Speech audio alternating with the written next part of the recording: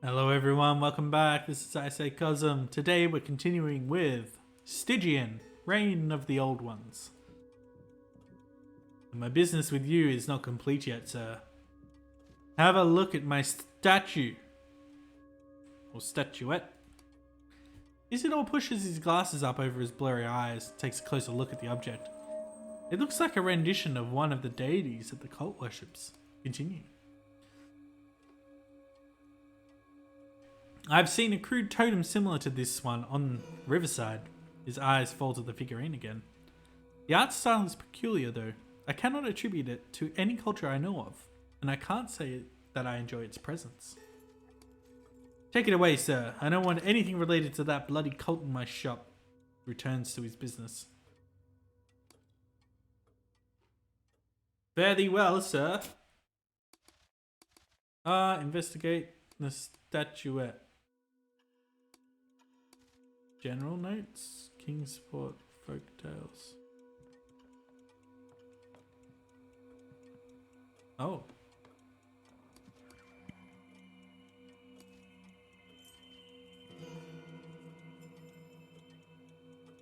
I wonder if anyone has that book. I have all the things I need. Okay, let's see what we got.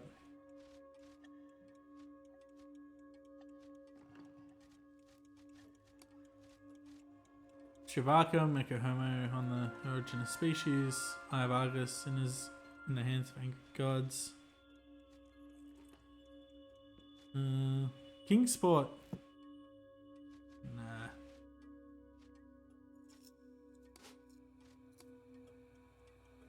Rats. Here we go. We have our book.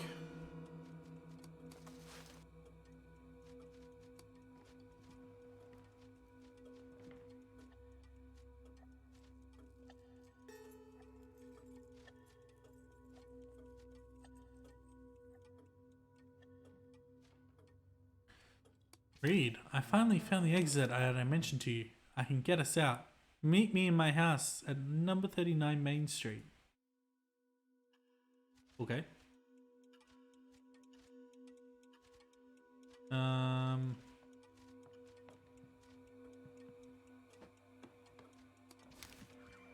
Oh boy.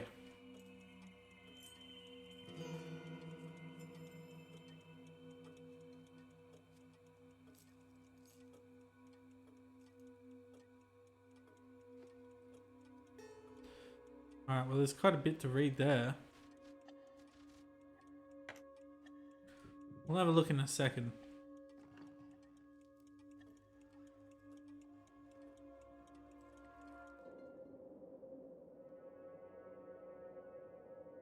Where's number 39? Main Street. Okay.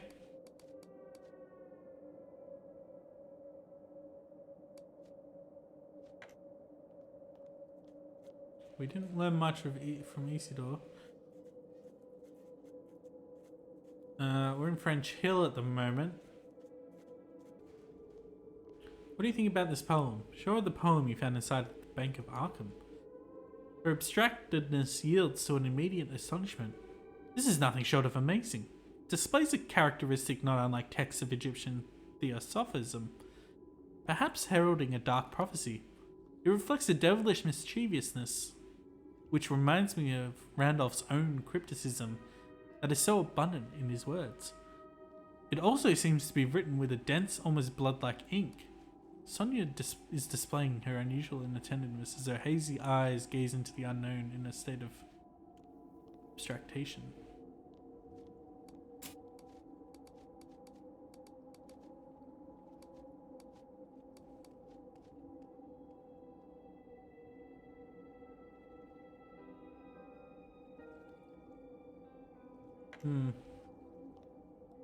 Alright, let's read his stuff before we go too far into it.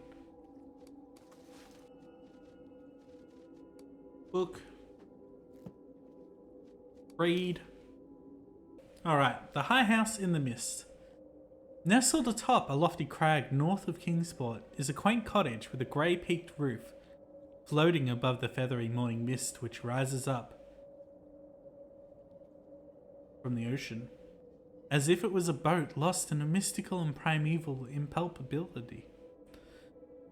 According to the blatherings of a hoary former sea captain, whose name is whispered amongst the reticent locals as the Terrible Old Man, that cloud-kissed hut had already been erected before the first settlers struck their camps at the base of its cliffs.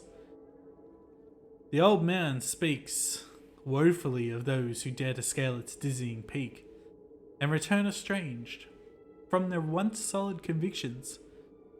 The stories tell of a nameless hermit who keeps that archaic abode, spinning the mysterious elder tales for his visitors who can no longer remember them after they depart his presence. But it's the much dreaded visit of Nodens, the lord of the great abyss, and his sea folk of Tritons and Nereids. That's the cause of an irretrievable change in them. As can be expected, such implausible tales are abundant with senile drunken sailors. The old man last hears the mention of the aquatic deity when he is visited by an ordinary man by the name of Thomas Olney, who made the ill resolve of visiting that skyward cottage, subsequently leaving his soul amidst the preternatural mists. Mention of Nodens is unsurprising, since he is a member of the Celtic pantheon, whose gods are worshipped by the ancestors of the original settlers. As for why the fear of the hut still persists amongst the townsfolk, one can attribute it to a superstitious belief that the worship of capricious sea spirits might in time replace the authority of the Baptist Church. Oh. My mouth ain't connecting with my brain. King sporters know that every visitor to that weird, eerie glaze bear their souls to the other gods. Once claimed, all that remains is an amorphous shade like the soul of Thomas Olney, which vanished beyond the impenetrable whiteness of the morning mists. Interesting. Alright, we got a couple. The Yuletide Festival.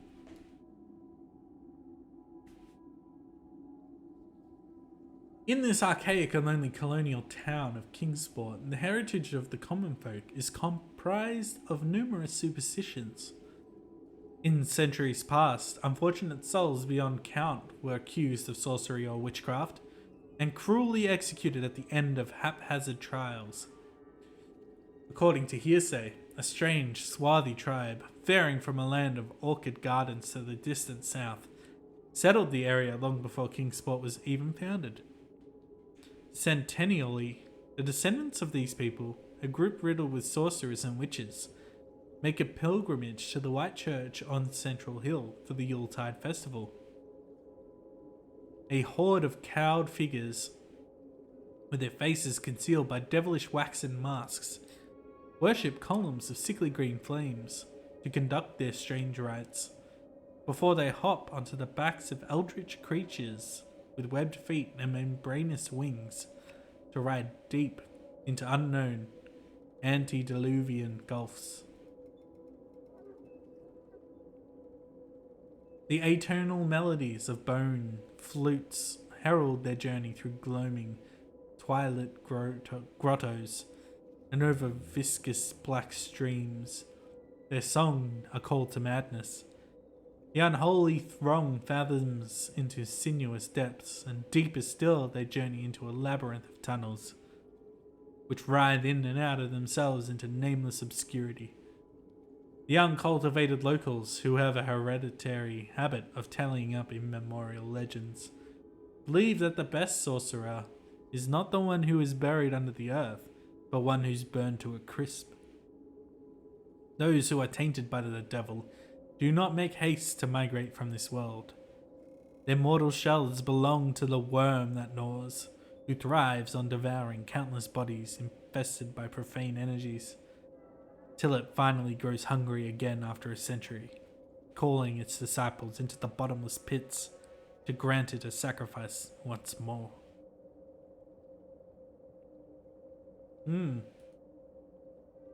The terrible old man. Rumours abound regarding the old seaman, possibly the strangest of Kingsport's many eccentric residents who lived the life of a pirate captain in the past century. It is baffling to see what fantasies take hold of the common folk in a place like Kingsport, far from urban culture and modern mores. According to local legend, the captain and his crew discovers an ageless city from before the time of Atlantis, ruined by sea winds and time, laying crumpled upon an uncharted island. The captain knew this place to be cursed, riddled with traps to reap the souls of foolhardy trespassers. Aside from a skeleton crew left behind to man the ship, he orders his living men on to their certain deaths. The pirates each meet their end by falling victim to their greed for a precious metal whose luster has blinded mankind since its dawn: gold. Once a safe route to the treasure has been marked out with the corpses of his men, the cunning old captain seizes the gold and forever leaves behind the accursed city. Unbeknownst to him, his interminable greed would bind his fate to that of his dead crew for epochs to come. The stories claim that on the very night of his terrible deed, the dead sailors of the ship, led by Cheaton Logan Dawkins, run howling down the corridors of his mind with an undying hatred for the old man and an unquenchable thirst for revenge. The unfathomable terror he endured would make the captain forget even his own birth name. From then on, he was to be known simply as the terrible old man. That same night, the captain's remaining crew are viciously slaughtered, but whether by the madman's own saber or by the blades of a host of vengeful shadows, the tale is not clear. Whoa, ghost stories. Oh, that's cool.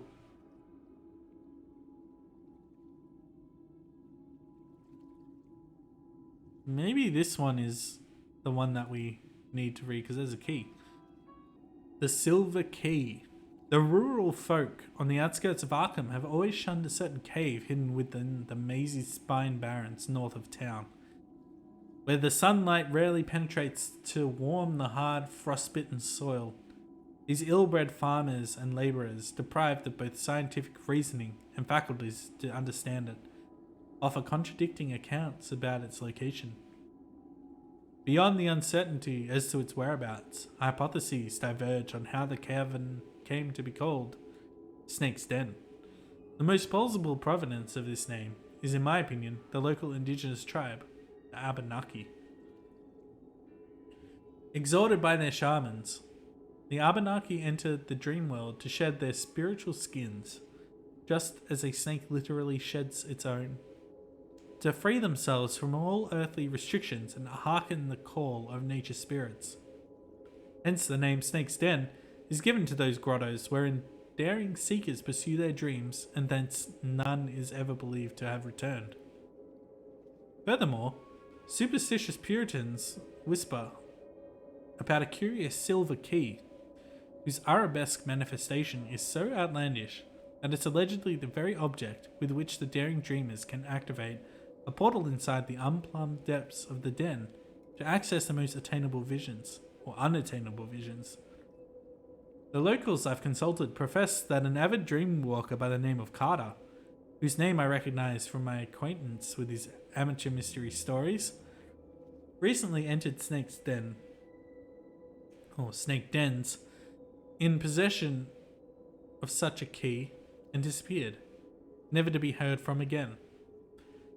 Whether or not this is the same person whom I've come to know as Randolph Carter is arguable at best, but I must mention that considerable time has passed since I've gotten any news of him.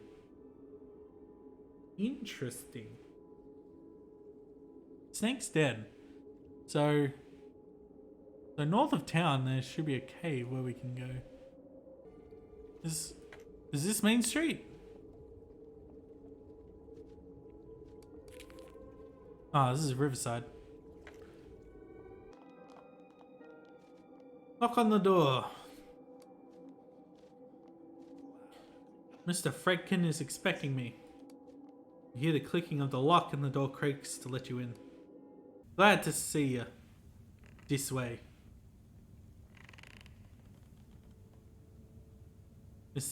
Master Stanley's waiting for you in this room. What are you doing, boy? The table is covered in disorganized heaps of cables, machine gear, electronic receivers, a microphone, and an odd glass case. See Stanley sitting in the dark, looking pale and devoid of his former energy. As annoying as it was. He begins to whisper in a discomforting tone, though you can't place just what it is that's bothering you about his voice. Welcome, sir. Thanks for coming on such short notice. Forgive my threadbare appearance. My studies have left me completely exhausted. Honestly, I ought to rest and recover. But I am so close to finding a way out. So close. It is worth testing the limits of this shell of flesh and bone. It seems you've solved the situation with the rustic-looking man. Oh, yes. It was a minor nuisance. He serves me well. Within his rather limited ability, of course. So now you know how to leave this place. Precisely. It is past time I leave this filthy nest of apes behind me forever. But as you can see, my ill health won't allow me to complete my work. I also have serious doubts about that my current assistant is resourceful enough to aid me in the last stage of the process. What are all these machines? I thought your interest was in folklore. Knowledge takes many shapes, my friend. You will learn many things when we are on our way to the stars. But you need my help first, right? See what I mean? I need quick reasoning and a practical mind like yours to finish the job. Help me complete my work, and you will accompany me. The only other person privileged to do so. Far away from this whirlpool of primal vibrations. How are you planning this? I won't bore you with the highly technical specifics. Just know that my connections allow me to discover ways beyond the borders of man's limited science.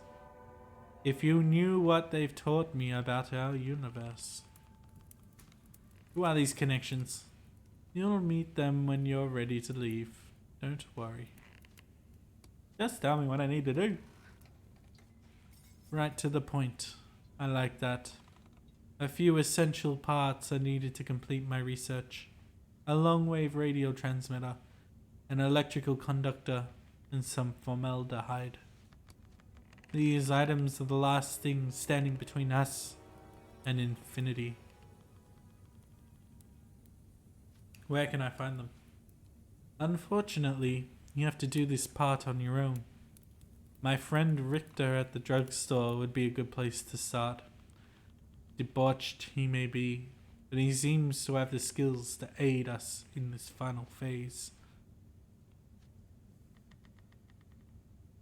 Alright, I'll talk with Richter. Excellent. My illness dictates that I rest now. We'll talk more later, my friend. Alright. The Whisper in Darkness. I wonder if this guy has anything I need.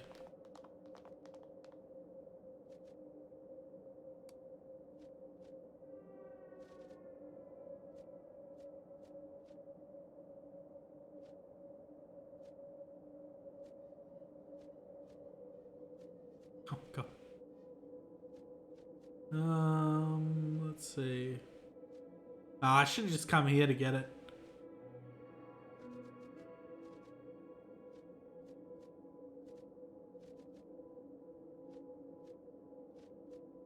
Hey,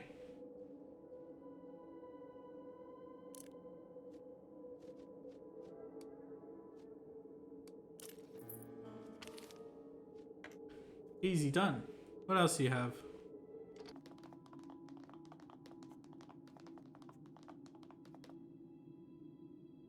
Hello? Oh.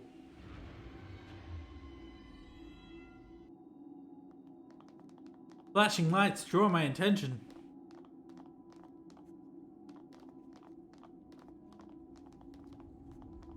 And let's find out where that leads next time. This has been I Say Cosm. Stay tuned for more Cosmic Horror video games. Thanks for watching.